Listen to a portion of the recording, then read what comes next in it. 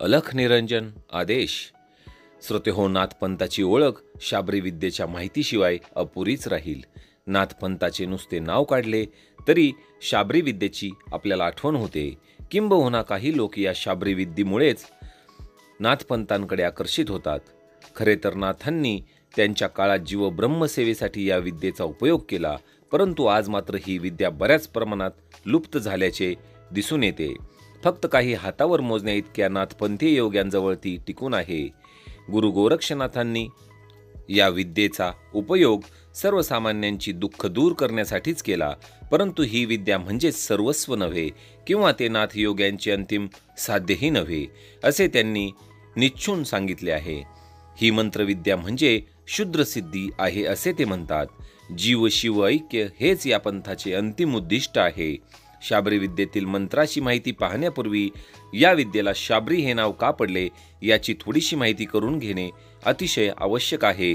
त्यासाठी एक पौराणिक कथाची एक ओळख मी आपल्याला करून देणार आहे. ती कथा अशी आहे.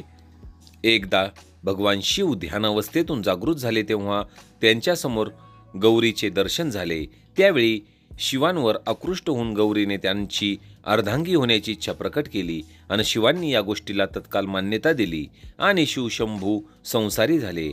आदिनाथ आणि आदिमाया यांचे मंगल मिलन झाले, परंतु संसार म्हटला की पती पत्नीचे वाद हे आलेच. शिव आणि गौरी यांचेही असेच वादविवाद होऊ लागले आणि रागाच्या भरात शिव कैलास सोडून एका निबिड जंगलात एकांतात येऊन राहिले आणि त्यांनी तिथेच समाधी लावली. गौरीनं म्हणजेच पार्वतीने त्यांचा खूप शोध घेतला, पण ते कुठे सापडतात. तेवढ्यात नारद मुनी अचानक तिथे आले. गौरीने आपली व्यथा त्यांना ऐकवली. नारद मुनींनी अंतर्ज्ञानाने शिवांचा शोध घेतला आणि त्यांचे बसण्याचे ठिकाण देवी पार्वतीला सांगितले.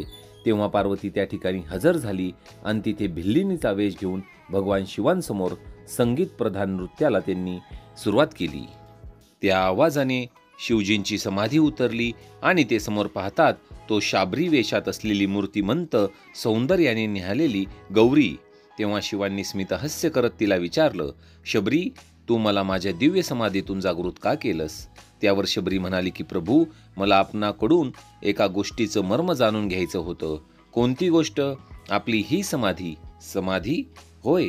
आपण वर्षभर मला सोडून या अवस्थेत कसे राहिलात ते मला सांगा. सांगेन, पण इथे आत्ता नाही, पुन्हा केव्हा तरी. कधी आणि कुठे?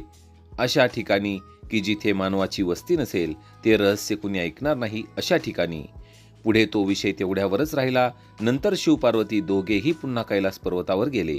काही दिवसांनी गौरीनं त्या गोष्टीची शिवजींना आठवण करून दिली. तेव्हा शिव तिला घेऊन एका निबिड जंगलातील नदी किनारी आले व ते समाधीचे गूढ तिला शाबरी भाषेत सांगू लागले. कारण शाबरी हीच गौरीची मातृभाषा होती. गौरी ही भिल्ल कन्या होती, परंतु ते शाबरी भाषेत सांगितलेले गूढ मत्सीच्या पोटात असलेल्या मच्छिंद्रनाथांनी ऐकले. ही गोष्ट शिवांनी अंतर्ज्ञानाने जाणली व मच्छिंद्रनाथांना आशीर्वाद देऊन त्यांनी त्यांना हठयोगाचा उपदेश केला व जीवब्रह्माची सेवा करण्यास सांगितले. भगवान शंकरांनी गौरीला सांगितलेली ही शाबरी विद्या आणि त्यातील मंत्र हे शाबरी भाषेत असल्याने नाथपंथात ती शाबरी विद्या म्हणूनच प्रसिद्धीस आली. मच्छिंद्रनाथ, जालिंदरनाथ यांच्याप्रमाणे ही विद्या पुढे गोरक्षनाथ व कानिपनाथ यांनीही जीवब्रह्मसेवेसाठीच उपयोगात आणली. तर श्रोते हो, तुम्हाला आता शाबरी विद्या, शाबरी भाषेत शाबरी विद्या म्हणजे नेमकं काय हे लक्षात आलेलेच असेल. तर मी तुम्हाला आजच्या या खास व्हिडिओत एक नवनाथ शाबर मंत्र सांगणार आहे. या मंत्राचा जाप सुरू करण्यापूर्वी आपल्याला पौर्णिमेच्या दिवसाची वाट पाहायची आहे आणि पौर्णिमेच्या दिवसापासूनच या जपाला, मंत्राला प्रारंभ करायचा आहे. आणि या मंत्राचा जाप करताना आपल्याला सर्वात प्रथम तांदळाच्या 9 छोट्या छोट्या राशी बनवायच्या आहेत. नंतर त्या एका कापडामध्ये बांधायच्या आहेत आणि त्याला वरती बांधून झाल्यानंतर त्याच्या बाजूला छोट्या कापडाच्या गठुड्याच्या बाजूला आपल्याला 9 सुपाऱ्या बांधायच्या आहेत आणि त्यांनाच आपल्याला नवनाथांचे प्रतीक हे समजून आपल्याला त्याचे षोडशोपचारे पूजन करायचे आहे. त्यानंतर आपले गुरु तसेच भगवान गणेश आणि आपले जे कुलदैवत आहेत तसेच देवी देवता आहेत त्यांचे स्मरण करायचे आहे, आठवण करायची आहे, त्यांना आवाहन करायचे आहे आणि त्यानंतर आपल्याला या मंत्राचा शाबर मंत्राचा जाप सुरू करायचा आहे.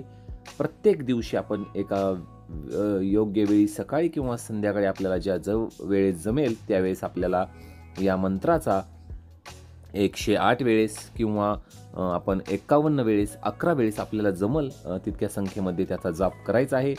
आणि मंत्राचे आपण ज्यावेळेस जाप करत आहोत त्यावेळेस आपल्याला ब्रह्मचर्याचे पालन करायचे आहे. तसेच दुसऱ्याच्या हातून जो स्वयंपाक बनतो त्याला देखील आपल्याला खायचे नाही आहे. तसेच आपल्याला शुद्ध आणि पवित्र राहायचे आहे. आणि आपण या मंत्राचा तोपर्यंत जाप करायचा आहे जोपर्यंत आपल्याला आपले कार्य पूर्ण होत नाही. तसेच आपल्याला बाकीच्या गोष्टी जाणवतील की आपल्यावरती नवनाथांची कृपा देखील आता झालेली आहे आणि आपल्याकडे एक वेगळ्या प्रकारचा अनुभव आपल्याला यायला लागला आहे. आपल्या जीवनातील अडचणी दूर झाल्या आहेत. तर शाबर मंत्र सांगत आहे. ओम नमो आदेश गुरु की ओंकारे आदिनाथ उदयनाथ पार्वती सत्यनाथ ब्रह्मा संतोषनाथ विष्णू अचल चंभेनाथ गजबेली गजकंथडी नाथ ज्ञानपारखी चौरंगीनाथ माया रूपी मच्छिंद्रनाथ जती गुरु हे गोरखनाथ घट घटपिंडे व्यापी नाथ सदा रहे सहाई नवनाथ 84 सिद्धों की दुहाई ओम नमो आदेश गुरु की. तर अशा प्रकारे हा शाबरी मंत्र आहे. भेटूया लवकरच पुढील व्हिडिओत आणखी शाबरी मंत्राविषयी माहिती घेऊन. अलख निरंजन आदेश.